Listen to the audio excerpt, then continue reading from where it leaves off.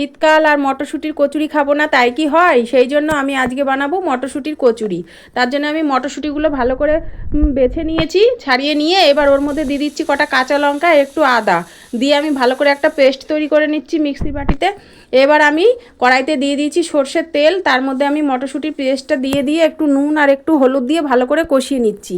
এটা যতক্ষণ শুকনো শুকনো না হবে ততক্ষণ আমি এটা নেড়ে যাব। তারপরে আমি একটা বাটির মধ্যে নিয়ে নিচ্ছি আটা আর ময়দা মিশিয়ে, আর নিয়ে নিচ্ছি একটু সাদা তেল আর নুন দিয়ে আমি ভালো করে একটা ডো তৈরি করে নেব। নিয়ে আমি ছোট ছোট লেচি কেটে নেব, তার মধ্যে থেকে আমি একটু ছোট করে বেলে নিয়ে আমি মটরশুঁটির পুরটা দিয়ে একটু হালকা হাতে বেলতে হবে, বেশি জোরে বেললে কিন্তু হবে না, ফেটে যাবে। হালকা হাতে বেলে নিয়ে এবার এগুলো তৈরি করে নেব। আমি সবকটা একে একে বেলে তৈরি করে নেব। নিয়ে আমি কড়াইতে দিয়ে দেবো সাদা তেল, সাদা তেলটা একটু গরম করে নেব, নিয়ে আমি একে একে ভেজে তুলে নেব।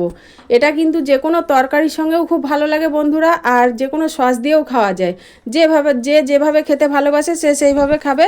এটা কিন্তু শীতকালে দারুণ লাগে। আর যে যেখান থেকে দেখছেন রেসিপিটা যদি ভালো লাগে তাহলে লাইক কমেন্ট শেয়ার করে দেবেন, আর ইউটিউব থেকে করলে সাবস্ক্রাইব